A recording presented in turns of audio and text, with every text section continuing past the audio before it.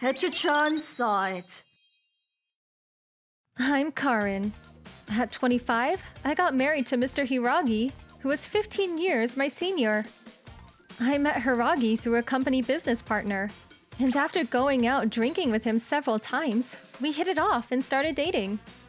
You know, I think all this masculinity and the husband is superior crap should cease altogether. Men and women should be equal, and it's the same with the wallet, separate. I think modern couples should do this after they are married. At this moment, I don't know why, but I blurted out, "How wonderful! You're exactly right! You're so knowledgeable!" Oh boy, what was I thinking? When I decided to get hitched, the people around me were all against it. Karin, you should think long and hard about it before going ahead. Yeah, that's right. A girl like you could do much better. I've already decided. I know people will talk about the age difference, but I'm ready for it. But I guarantee I will be happy. I pushed against all the naysayers and ended up marrying Hiragi. The first 3 years were great. We didn't pry into each other's lives and worked freely. But having a child, well, I do want one. But he does not seem too interested. Yeah, whatever. Anyways, even if I get an extra living allowance, there would be all kinds of expenses that would accumulate. Wait one sec. If we were to have a child, how would all the expenses be divided? The cost of giving birth, baby goods, insurance, nursery care? A little late, I guess, but I started thinking about these things all of a sudden. We have continued to live based on what Hiragi suggested. We deposited 150,000 yen each in a bank account for various expenses on a monthly basis. So based on his conditions, we would not pry into each other's accounts or assets. But what if I get pregnant? Will I still be able to pay the 150,000 yen per month? And is 150,000 yen even enough? What if I can't even get a kid into nursery school? Then what? Which means I would have to quit this job or find another suitable job? Huh? Child costs? You're going to have the baby, so you would have to pay for it. Simple as that. What? Even if I couldn't work for several years? Yeah, you could use your savings. We made the promise when we got married. You remember, right? Besides, it's you, Karin, that wants to have a child. Why should I have to pay? At that moment, I thought, okay, no way. I must not have a child with this man. Then, some time passed after that conversation. Hey, let's go see a movie. Let's go Dutch. Delicious ice cream. I love it. 50-50. We did everything 50-50. I started to feel frustrated with this arrangement. Aren't married couples supposed to support and love each other? Can this even be called a marriage? This seems more like friends going out than husband and wife. Huh? What is it? Are you still thinking about what we talked about the other day? What do you want me to do about it? It's not that I want you to do something in particular. I just thought we could talk like a normal married couple. That's all. Besides, you never know what will happen in the future.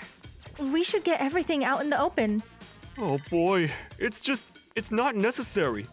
Karin, all you have to do is just not say anything and just listen to me. Don't worry, I'll make it worth your while. But something drastic happened that put all these marital problems aside.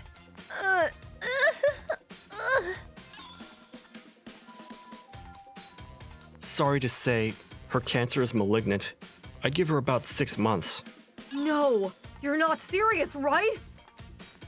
Karin, I'm so sorry to worry you. It's no problem. My father died prematurely years ago, so it was only my mom and my aunt. But my aunt didn't live nearby, so she was not here. So I was the only one who could take care of her. There were a bunch of things to do, like taking care of hospital procedures and organizing things at not only my mom's home, but mine too. I was also really worried about my mom and emotionally and physically devastated. 4 months passed since the bad news. Hey, Karin! Seems we're always eating frozen food or takeout. You're in charge of cooking, so could you put a little more effort into it? Sorry, but I'm too busy taking care of my mom. I just don't have the time. Is that so? That's not my concern. What? How can you say that? So you don't care if my mom lives or dies? Huh? Well, well, to be honest, she's a total stranger in my eyes. What? Karin? I can't. I was a fool to choose this man as my husband. I was so ashamed and disgusted at my foolishness. When I realized where I was, I had arrived at my mom's hospital. Karin, what's the matter? Did you have a fight with Hiragi?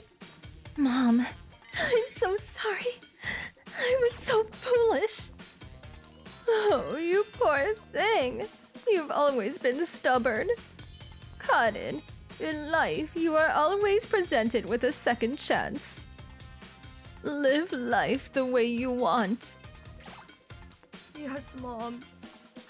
2 months later, my mom was never to return. After the memorial day of her death, I presented Hiragi with divorce papers. Hey, wait a sec, Karin! This is the first time I'm hearing about a divorce! And what's with the lawyer? If I hadn't done that, you would not have taken it seriously. Incorrigible differences is the reason for the divorce.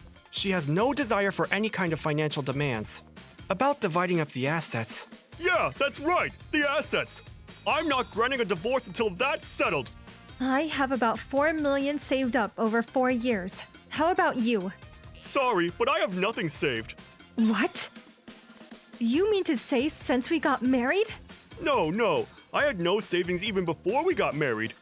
I mean, you never know when you're going to die, right? Should use it before you do, right? I mean, seems like a waste. Also, I have insurance. Okay, so let me ask you this. So if you had no savings and no way to pay for anything, what were you planning to do if an emergency turned up? Huh? Well, I guess I would have just borrowed it. Of course, from you, Karin. I mean, you saved it up, so don't want to divide it up, right? What are you, daft?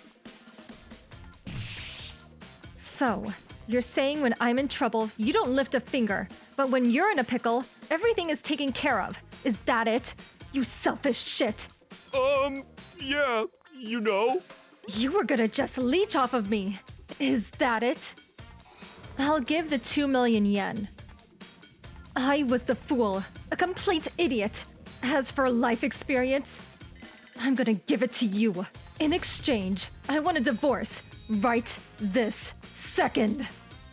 It seems that really got to him, and he seemed a little ashamed.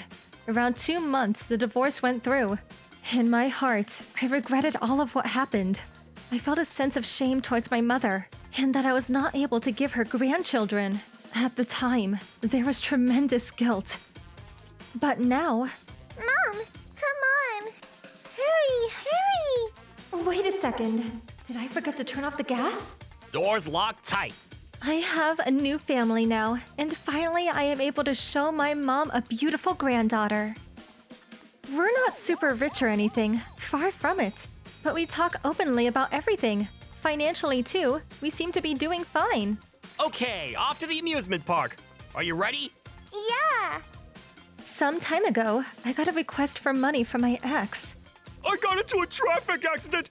Could you lend me some money, please? You're a total stranger now. Please don't call me ever again. Please, no, wait! I blocked his calls after that. Don't know what happened after that, but...